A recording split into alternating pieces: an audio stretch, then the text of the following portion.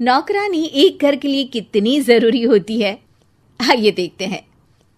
अरे बहू, ये देख, सारा साबुन बर्तन में रह गया।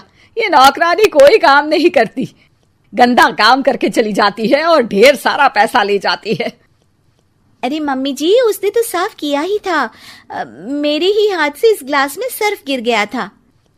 अरे बस कर झूठी, उसे बचाने के लिए सारी जुगत लगा ले, लेकिन मैं तो इसे निकाल कर ही रहूंगी। हमारे जमाने में ना कोई नौकरानी थी और ना ही ये चिकने बर्तन। चूल्हे के जले बर्तनों को राख रगड़ कर साफ किया करती थी मैं। अरे माँ जी, मैं कहाँ बचा रही हूँ उसे। और वैसे भी आजकल नौकरानी जरूरत नहीं, स्टेटस सिंबल बन गया है। अब आप बताओ, मैं मुन्ना को नीचे घुमाने ले जाऊं तो लोगों से क्या बोलूं? झाड़ू पोछा खुद लगा रही हूँ। लोग सीधा यही पूछते हैं कि कौन सी नौकरानी काम कर रही है तेरे घर पर। अरे बस कर, ये भी कोई बात होती है? मम्मी जी, आप नहीं समझेंगी।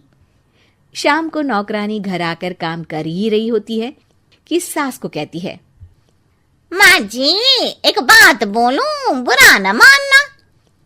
अरे वैसे तो मुझे तेरी शक्ल ही पसंद नहीं है, बात क्या खाक पसंद आएगी। अरे माँ जी, सुन तो लीजिए क्या कह रही है। तो मैंने कौन सा उसका मुंह पकड़ लिया है?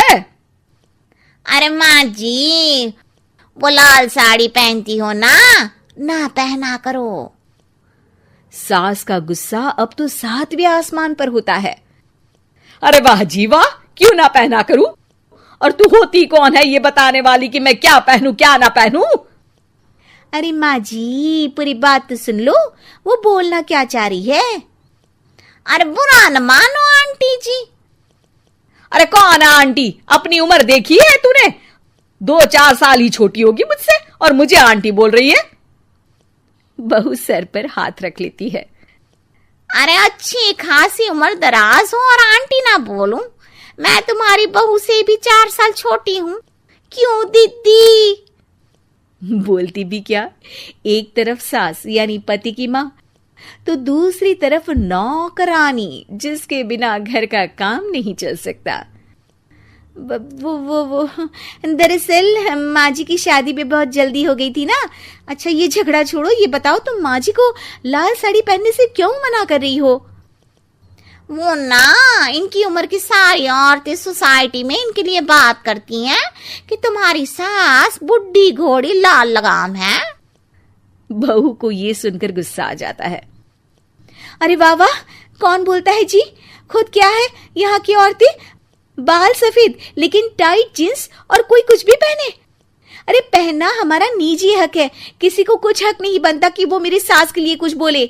मैं आज ही जाकर माँ जी के लिए लाल जींस लेकर आऊंगी, फिर देखो कोई क्या बोलता है। अरे चुप लाल जींस। अरे सुन नौकरानी की बच्ची, जाकर बोल दे उन लोगों से कि उन लोगों की तरह मैं उड़ती नहीं फिरती हूं घर बार छोड़कर। अपने बच्चों और नाती पोतों में मन लगाती हूं, ना कि सारा दिन ताश के पत्तों में आंख गड़ाकर 3 पत्ती खेलूं। नौकरानी वहां से चली जाती है। वैसे बहू, नौकरानी के क्या फायदे हैं ये तो पता नहीं, लेकिन सबसे अच्छा तो ये कि पता चल जाता है कि कौन किसके लिए क्या बोल रहा है। सोसाइटी में तेरा नौकरानी रखने का इरादा बिल्कुल ठीक था।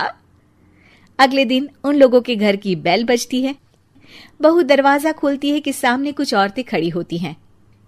अरे बहू, कहाँ है तेरी सास? बुला जरा। अरे बहन जी, आप सारी एक साथ आइए आइए, कैसे आना हुआ? अरे 3 पत्ते खेलने आई हैं, क्यों खेलोगी?